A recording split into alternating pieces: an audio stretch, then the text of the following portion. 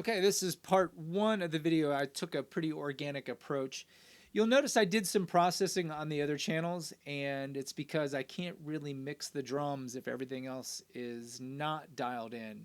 So I'm not using the rough acoustic or the bass amp track, but I just got that in there. I didn't spend a ton of time, but you can see I did some compression, got a little effect on the vocal, and picked a plate reverb for the drums.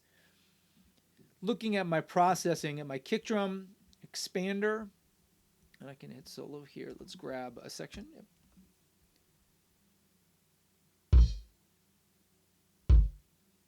And you can hear that first drum had a lot of bleed. So what I will do, here's where the track is, right? So this one had a lot of cymbal bleed. So I might come in here and edit this manually in slip mode and just maybe do a fade right here. Right, maybe a little bit quicker than the gate even.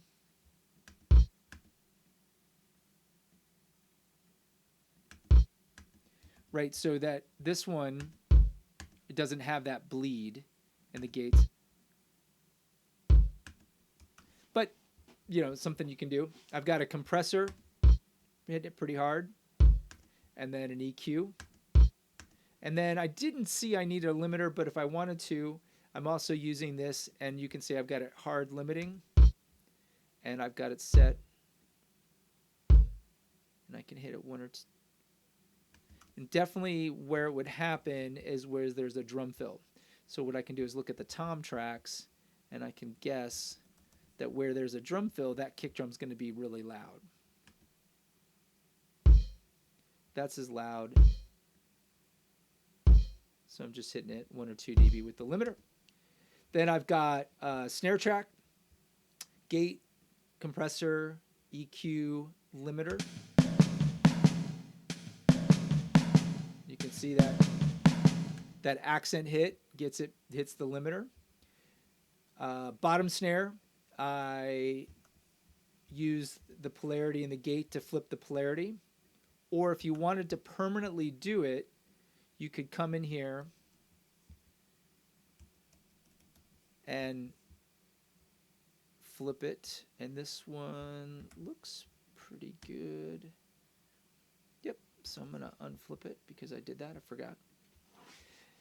Cool, I don't need that. And I've got the snare together. So the two sounds together are my snare sound. Notice I'm sending them both to the reverb. I've got my rack tom and floor tom, so let's find a drum fill. And gates, compressor, EQ, limiter. You can see this one's shooting way over the limiter.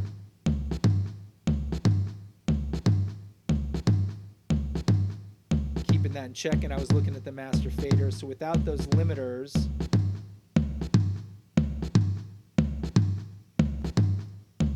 pretty invisible, but it's keeping that in check. And then this track had where one of the overheads was out of phase.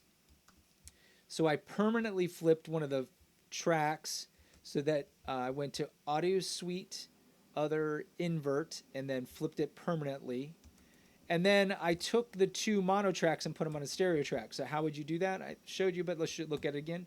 So if I make a stereo audio track, I can use the smart tool, and if I look here and hold the floor tom and I hold shift and click on the rack tom, notice I can then move those into the stereo track. So that's what I did for the overhead track. Now I don't need that track and I'll hide it.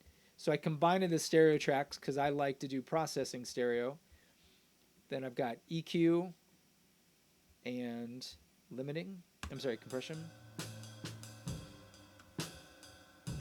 Get the louder speed. And it's really pretty mild. You can hit that a little harder.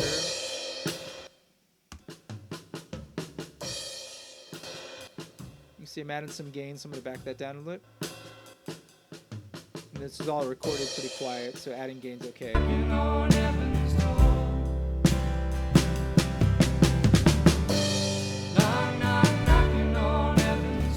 And you can see I've got everything going to the one reverb. So at a minimum, that's kind of basic processing. Then I would start constructing my mix around that, and I'd come back and tweak things as necessary. But that's a good, at a minimum, what your drum track should look like.